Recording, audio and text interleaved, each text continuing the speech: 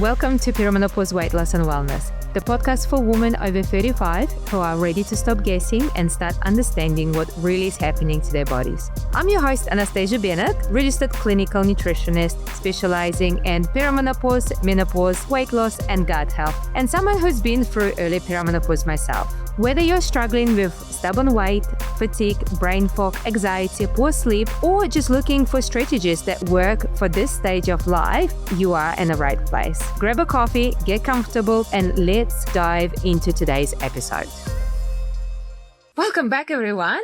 Today's episode is one every woman over 35 needs to hear. We spend so much time talking about calories, protein, supplements, but how often do we stop and look at what actually is in the food we are buying? Food labels can be incredibly confusing. I know they're not as confusing for me now, but they used to be. And when you think about like from natural to low fat to high protein to no added sugars, there's so many marketing claims that it's really hard to know what genuinely is healthy, especially during perimenopause and menopause. So today's guest is Minal Patel, a qualified naturopath, medical herbalist, and food scientist. Before helping women rebalance their hormones naturally, Minal spent years working in food industry, giving her unique understanding of food labels, ingredients, allergens, and what really goes into many of the products on our supermarket shelves. So today, we're cutting through the marketing, learning how to read food labels with confidence, understanding which ingredients matter the most during perimenopause and menopause, and also sharing simple shopping tips that can support your hormones, energy, gut health, and weight loss. And if you ever stood in supermarket wondering what to buy, this episode is for you. So welcome. Thank you. It's lovely to be on your podcast. Anastasia, thanks for having me. That's good to have you too. I was really excited about recording this because I think so many women need way more education, and men, in this area, because there's so much marketing around labels and it can be so confusing to know what is good, what is not, what all those ingredients mean, and are they actually foods that's going to benefit us or chemicals that going to not be so much beneficial for us and potentially inflammatory and have all different issues. So you have a unique background as both food science and naturopath. Can you tell us about your journey and how your experience in food industry has shaped the way you help women through this stage of life? Yes, thanks for that. So I worked the 7 years in the food industry, so mainly doing things like regulatory work. So that covers what's in the food ingredient, what's in the raw materials to the finished product. And so for me, I learned that there are lots of chemicals and things like preservatives and things with E numbers on them in products. And there are lots of words for sugar, things like maltodextrin or even natural sweeteners. They put them on the label, things like honey, molasses, but it's important to know what that is on the nutrition label. And for me, it was just really eye-opening. And I decided to career change after 7 years because I realized my heart wasn't resonating with the synthetic food ingredients. So I wanted to move into something more natural and something I'm more passionate about, which is nature, natural ways of healing, and natural ways of being. And so I got my degree in naturopathy. Nice. That's awesome. So food labels can be incredibly confusing. Like you said yourself, there's so many tricky words that is used to disguise, I guess, what's in it. So what's the first thing women should look at when they pick up the packaged food? And what are the biggest mistakes that you see people are making when reading labels? So the first thing we should look at is turning the food product around and looking at the back of the pack. So looking at the ingredient list and the nutrition information panel.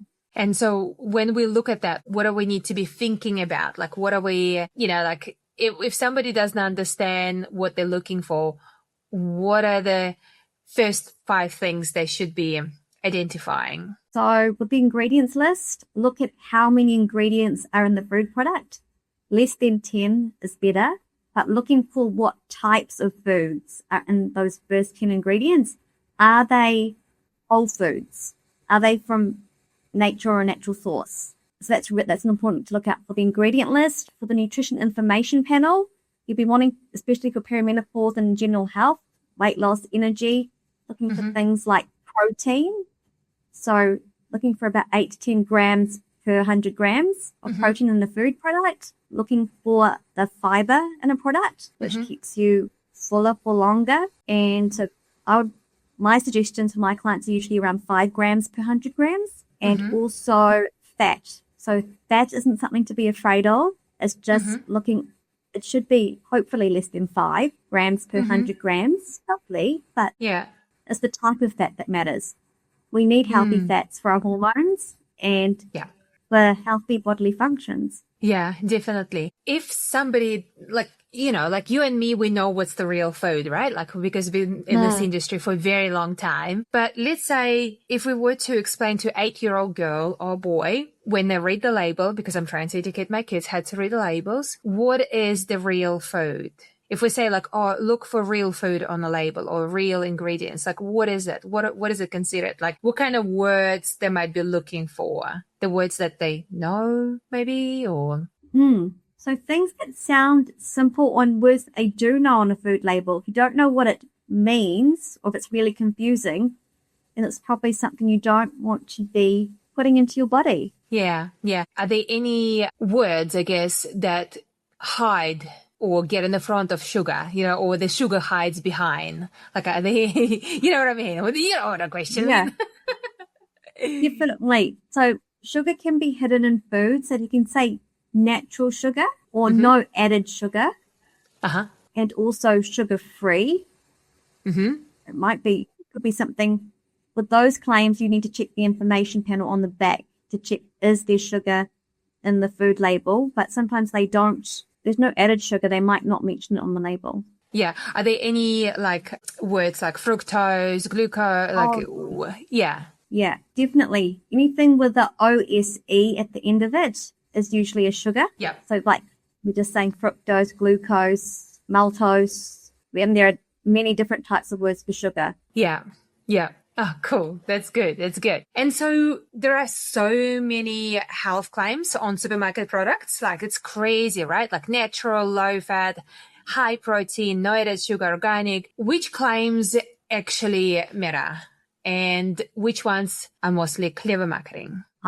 So from my perspective, most of it would be clever marketing. And I would suggest looking at the back of the label and to look at that ingredient list and to look at that nutrition information panel to see exactly what the protein content is, the sugar content. Sugars are also included with the carbs, carbohydrates as well on the label, and checking the amount of fiber. So the main ingredients and how much saturated fat is in the product. And so, for example, I don't know if you know or not, like at what point can companies claim that it's a high protein? Because we know like high protein, as you mentioned yourself, we want to have 8 to 10 grams minimum per 100 grams, right? Like if you look at protein bars, we want to have, when I say if you buy a protein bar and if it says protein bar on the label, then it should be 20 to 25 grams or even more if possible on the actual protein bar to be, in my opinion, considered a protein bar. But then you see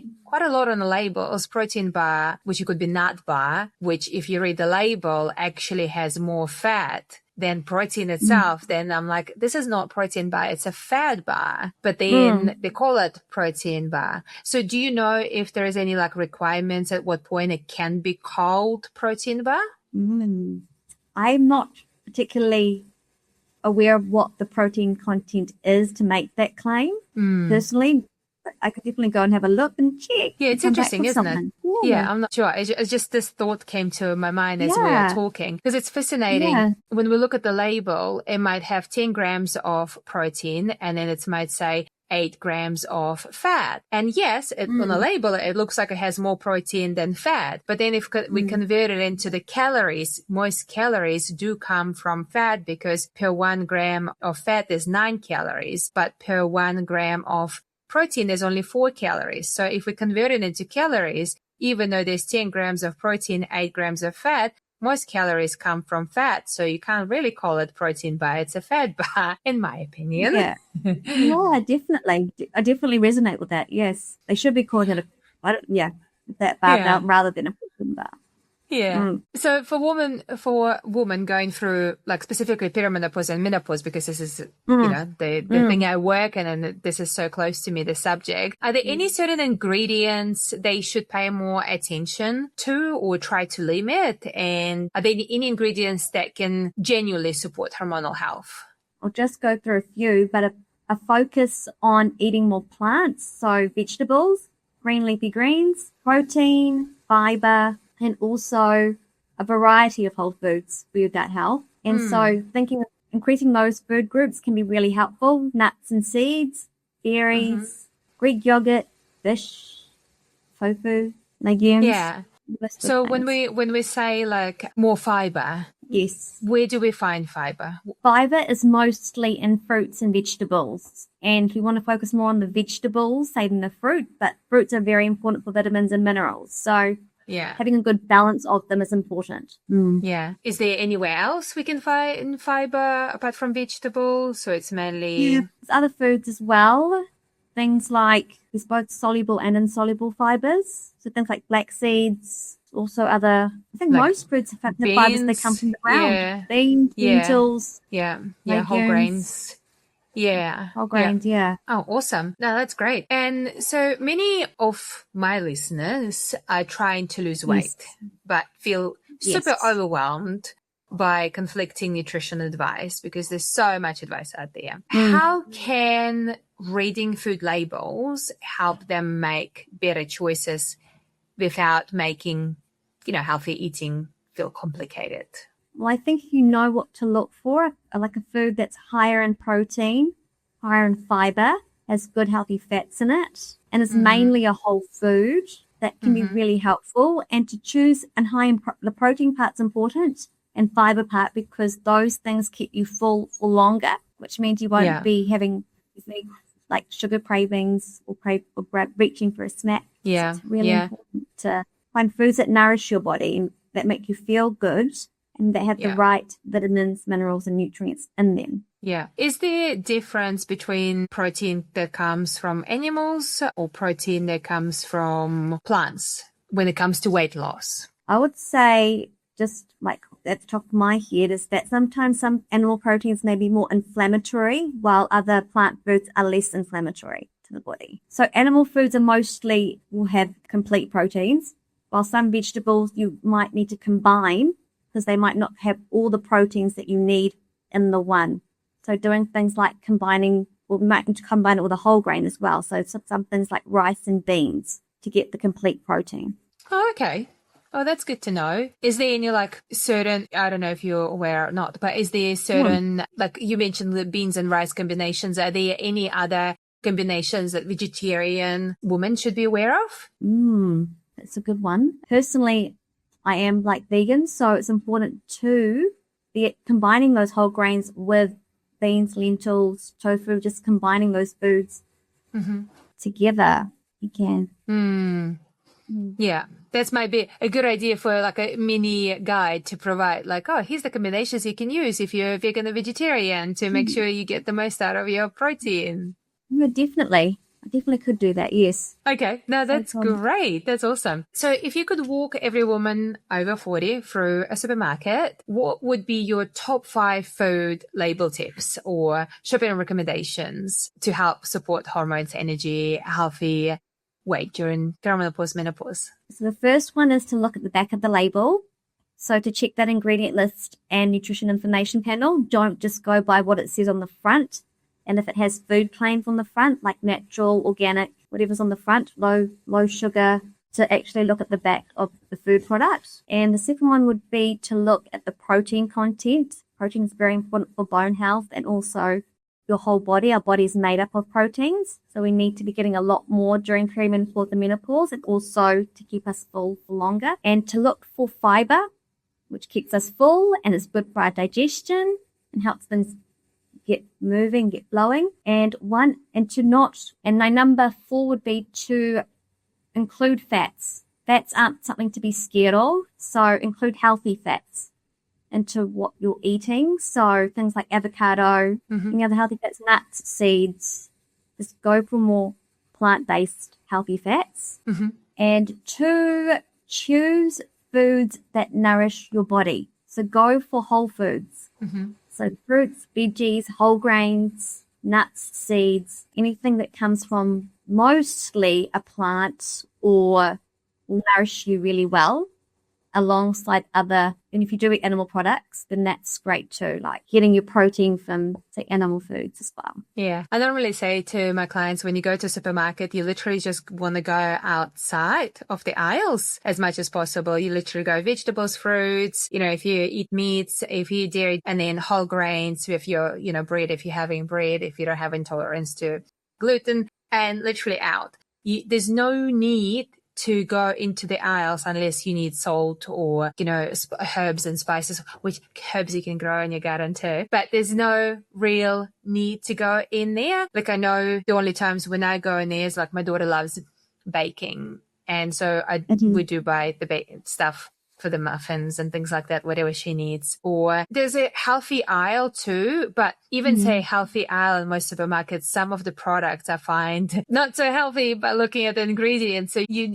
still need to read the labels. And when I buy snacks for my kids, I always try to, pick your battles, of course, when it comes to kids and them eating. Sometimes eating something better than eating none. So I always try to pick my battles, but I look for like coconut oil in snacks instead of all the other oils that might be in there. Yeah. So thank you so much for sharing your knowledge today. I think this conversation can help so many women feel more confident walking through supermarkets and making food choices that, can support their goals. So if somebody would like to connect with you or learn about the work that you do, where can they find you? So you can find me. So my website is bimblewellness.com. And you can also find me on Facebook as well, LinkedIn, and also on Instagram. How do you spell your website, Bimble? So it's BHIMBLE.com. Nice. Beautiful. Sorry, wellness.com. Yeah. Nice.